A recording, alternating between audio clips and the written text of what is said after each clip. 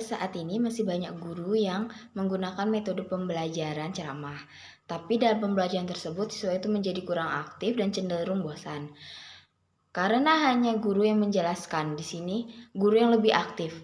Nah, namun dengan metode pembelajaran kontekstual, peserta didik ini diharuskan berpikir karena metode pembelajaran kontekstual ini mengaitkan antara materi atau mata pelajaran dengan kehidupan peserta didik maupun pengalaman. Nah, oleh karena itu siswa bisa lebih menjadi berkembang pola pikir mereka. Dari uraian tersebut, peneliti bisa merumuskan masalah, yaitu adakah pengaruh metode pembelajaran kontekstual guru ekonomi terhadap hasil prestasi siswa kelas 10 SMA Negeri 1 Muntok. Selain rumusan masalah, di sini pun terdapat tujuan yang peneliti ingin sampaikan, yaitu untuk mengetahui pengaruh metode pembelajaran kontekstual guru ekonomi terhadap hasil prestasi siswa kelas 10 SMA Negeri 1 Muntok. Landasan teori, di sini ada metode pembelajaran, yaitu suatu proses sistematis yang teratur maupun yang terarah yang dilakukan oleh guru atau si pendidik dalam penyampaian materi agar siswa lebih mengerti atau lebih paham apa yang mereka sampaikan dan tujuan pembelajaran yang ditetapkan pun bisa tercapai dengan baiknya, yaitu model pembelajaran kontekstual, yaitu konsep belajar yang membantu guru mengaitkan antara materi yang diajarkan dengan situasi dunia nyata pada siswa dan mendorong siswa membuat hubungan antar pengetahuan yang dimilikinya dengan penerapan dalam kehidupan sehari-hari mereka. Nah, seperti pada anggota keluarga, masyarakat, dan dunia kerja nantinya. Selanjutnya yaitu hasil belajar. Nah, di sini menurut Dimyati dan Mujiono, hasil belajar itu merupakan hal yang dapat dipandang dari dua sisi, yaitu ada sisi guru dan sisi siswa. Nah, di sini yang dimaksud dari sisi siswa yaitu hasil belajar merupakan tingkat perkembangan mental yang lebih baik bila dibandingkan dengan pada saat sebelum belajar. Nah, itu yang dimaksud dengan hasil belajar menurut Dimyati dan Mujiono. Terakhir yaitu faktor-faktor yang mempengaruhi hasil belajar. Nah, di sini ada banyak sekali faktor yang mempengaruhi belajar. Nah, salah satunya yaitu faktor yang timbul dari sisi sekolah, yaitu faktor metode pembelajaran atau cara mengajar guru. Nah, metode mengajar ini berpengaruh terhadap hasil prestasi siswa. Oleh karena itu, saya sebagai peneliti akan melakukan penelitian ini, yaitu di mana metode pembelajaran kontekstual ini apakah benar berpengaruh dalam hasil belajar. Selanjutnya kita masuk ke dalam metode penelitian.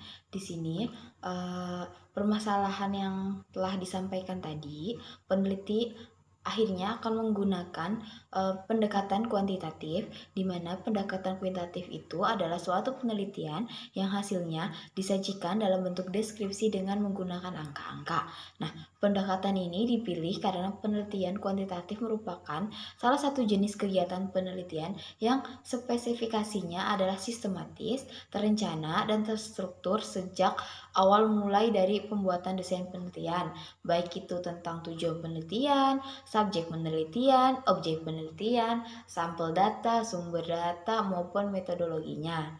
Nah, di sini dalam pendekatan ini kita dituntut untuk mulai mengumpulkan data maupun penafsiran data, penampilan hasil akhir. Kita masuk ke dalam model penelitian. Di sini saya menggunakan quasi eksperimen, di mana bentuknya itu desain non-equivalent control group design. Nah, di sini kelompok A itu masuk ke dalam kelompok eksperimen dan kelompok B itu masuk ke dalam kelompok kontrol. Nah, di sini dua kelompok tersebut sama-sama dilakukan pre-test dan post-test. Nah, di sini hanya kelompok eksperimen atau A saja yang di treatment atau di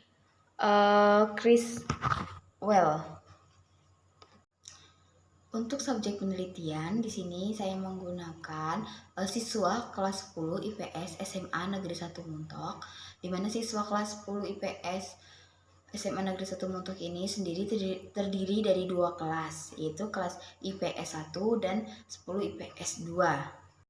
Tempat penelitian yaitu pada SMA Negeri 1 Muntok, kelas 10 IPS, yaitu ada IPS 1 dan IPS 2, di mana kegiatan tersebut dilakukan pada saat waktu kegiatan belajar mengajar mata pelajaran ekonomi berlangsung.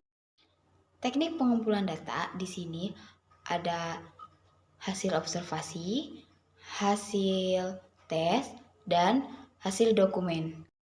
Di sini untuk teknik analisis data, di sini untuk mencari jawaban atas pertanyaan peneliti atau tentang permasalahan telah dirumuskan sebelumnya. Nah, pendekatan yang digunakan dalam penelitian ini adalah pendekatan kuantitatif. Maka analisis data yang digunakan adalah teknik analisis data statistik. Yang pertama, ada pengkajian asumsi. Di sini pengkajian asumsi atau uji prasyarat analisis digunakan sebelum melakukan pengujian hipotesis. Pengujian prasyarat analisis yang digunakan yaitu uji random, uji homogenitas, dan uji normalitas.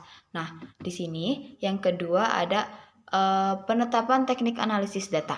Nah, untuk penetapan teknik analisis data ini dalam penelitian, langkah teknik analisis data yang digunakan atau yang dilakukan yaitu uji beda, di mana uji beda yang digunakan yaitu menggunakan metode parametris yang dengan syarat atau data harus berdistribusi normal.